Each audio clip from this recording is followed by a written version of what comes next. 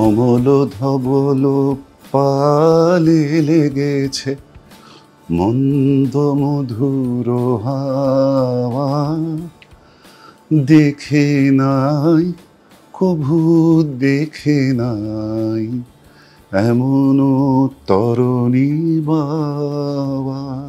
নমস্কার, আমি শ্রীকান্ত আচার্য।